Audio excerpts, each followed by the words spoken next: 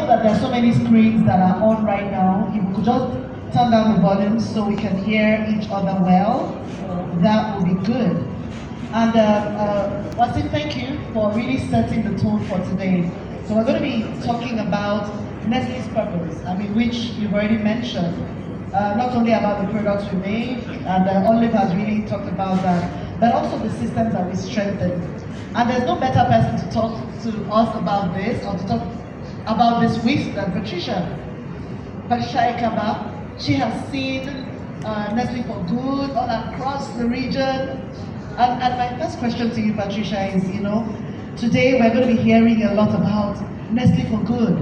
We're going to be talking about it's all over the walls, it's everywhere, it's right behind us, Nestle for good. Can you tell us what that means and where that came from and why that is an important concept that we're discussing today? Thank you, Victoria. Good morning, Nigeria. I'm happy to be here today with you.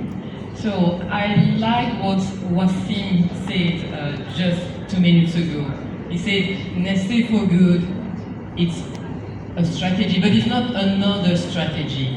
And this is really fundamental. Nestle for good, it's actually about the commitment that we have beyond our products. It's about exploring the invisible side, the side beyond the products, the commitments that we have made for the communities, for the planet, for the nutrition.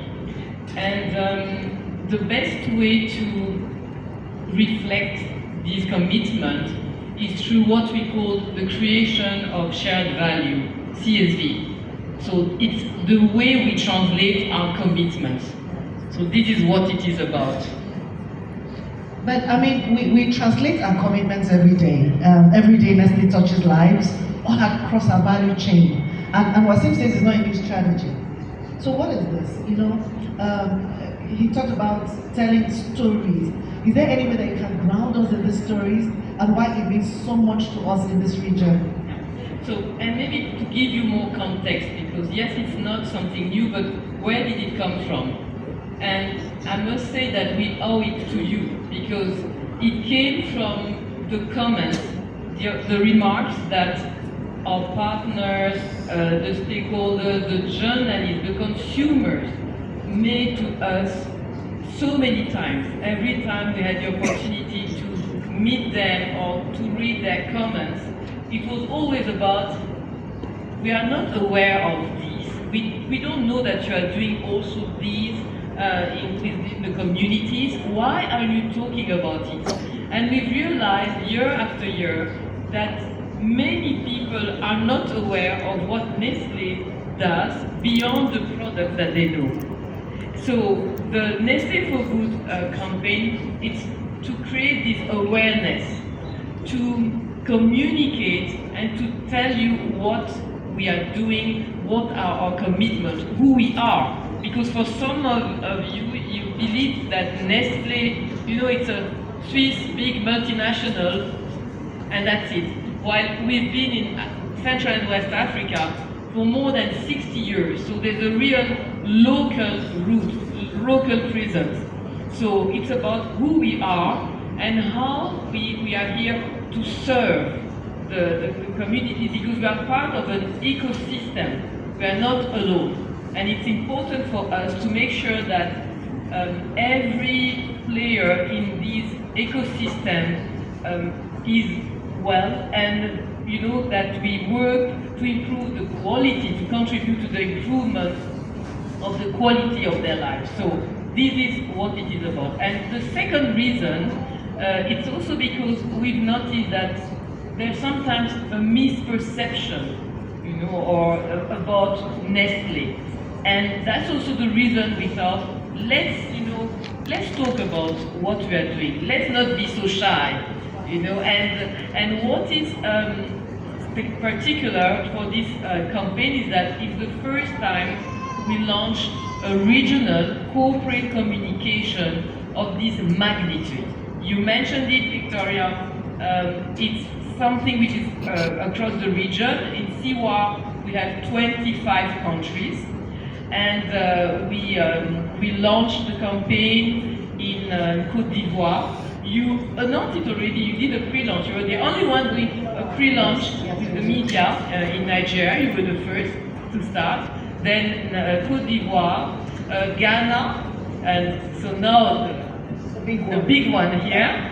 And then on Saturday in Senegal, and we will continue. And this is not for one day, for 1 month or 3 months. It's for years.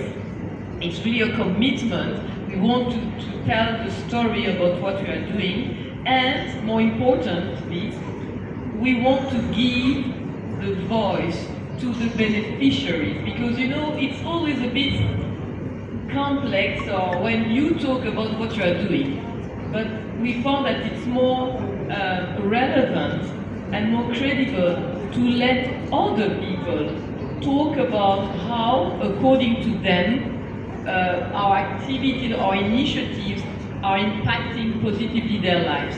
So this is also what is particular regarding this campaign. Thank you very much, Patricia. Two things that she said so far.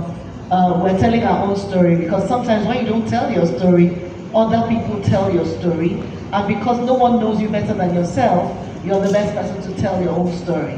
The second thing that she said that is important is that we're going to be hearing from the beneficiaries. Because sometimes when you talk about impact, when you talk about service, it's a bit abstract until you begin to see some of those stories.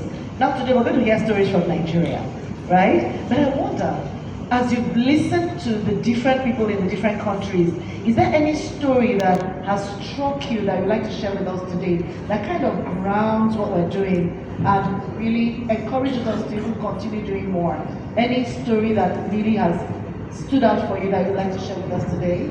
Yes, I would tell you that I attended the launch in Côte d'Ivoire, for instance, and for me there's no doubt the hero of this launch was a lady called Mama Akisi. She's probably between 50 or 60, I don't know, years old. And what is impressive with this lady is that, you know, around in her 50s, she decided to learn how to read, write, and to calculate, because she has never had the opportunity to go to school. And she started in the market where she sells actually Maggi and other products. And through a partnership we have with UNESCO, she every day with a mobile phone, that she would learn how to write her name. And she was so proud because she, you know, I'm quoting her. She said, "You guys are important. You would have never listened to me if I hadn't learned how to write and to read." So for her it was like, I wouldn't say a revenge, but something incredible. And she said that before she was like blind because she couldn't even, you know, sometimes take a bus because she doesn't even know, you know, the number. She always depended on people. And even when she was selling the product, she doesn't know sometimes if she has given back too much money or not enough, and she needed to rely on other people. So now she feels that she has recovered her dignity. So something was touching like that. And also in Ghana, there's someone called John, and John is actually a waste collector in the streets of Accra. And he was telling us that people, you know, usually they look down at him because you know the way sometimes it's dirty, etc. And but for him, he knows that what he's doing is changing the life. It's his contribution, and he's very proud. And now, you know, he has the whole equipment. He has, you know, a tricycle to collect, and he's very proud. And I also went to the landfill. So honestly, the first time I went to the landfill, and you talk to the people there, and you realize that those people, they have this inner pride, and what they just want is also to be recognized for what they are doing. So I think it's the kind of moment where you feel that by accompanying them, you are actually helping them, also having an impact in their communities, and also recovering a bit of their dignity. So I think it's very important. So that's the example. But I'm sure there are fantastic examples that we hear from Yeah, Nigeria. I'm sure we look forward to hearing them. But that's something that you've said that is important, is about the dignity. Because sometimes we feel like we're giving handouts or we're just helping people. But if they're not invested in it, if they're not taking the steps and making those efforts, then nothing comes along. So I like to see that it's a kind of partnership. And that brings me to the question around partnership. We don't achieve these things alone. Can you tell us a little bit about partnerships and what that means? I think partnership is really key. Together we can do more. Together we are stronger and we are better. There's nothing Nestle can do on its own. First of all, we need always to work, of course, with the authorities because we listen to them. They're very important, and then we are trying to see where the interests converge. And this is really what this creating shared value is about. It's not just philanthropy, because if it was philanthropy, it would not have lasted for years. There are some programs we've been implementing them for more than a decade, and it has never stopped. No matter the volatility of any market, the region, the world. Every year we renovate schools. Every year, we train or we try to increase the resilience of the farmers. So there's no kind of pause or break. No, every year it's constant. So it's together that we can achieve that. And actually, when you look at it, we are in partnership with everyone from the farm, with the farmer, the cooperatives, but also with the distributors, because for some of them it has been like a generation. And then even with the retailers, and it's really critical. We can't do that without them because there's so much to do. So we need together to work to improve, and to contribute.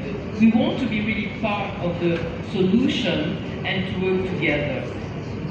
And that brings me to the solution.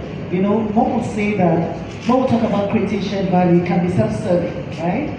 But then you're talking about the fact that we can keep doing it year after year after year because there's a connection to our businesses. And I think that in some way, that's what Nestle for Good seeks to do, to connect the dots between what we're doing for community, to what we're doing for our business, to why we're protecting the planet. Do you think that so far the way we've told the story connects the dots? And what do you think we can do more to connect the dots even better for those who are not inside our business but are looking at us and wondering, why Nestle? Why are you for good? I think the first thing is to let people know what we are doing. And that's the reason why we have decided to invest in order to amplify on traditional media, but also on digital platforms, to amplify what we are doing. I think it's very, very important. But then it's one thing to talk about what we are doing. It's also important to measure the impact, because everything we are doing, it has to be backed with facts, with results. So it's not just about talking, right? And for that, every year at the global level, there's what is called the Creating Shared Value report, where they talk about initiatives worldwide. But what we've also decided to do, and it's a kind of scoop that I'm giving you now, is that we want to also create our maybe Nestle for Good, we can call it report, or Creating Shared Value report, at the Central and West Africa regional level, so that we will compile, consolidate all the key initiatives which have been implemented every year with key performance indicators, so that very transparently people will be able to see the results, what we've done concretely.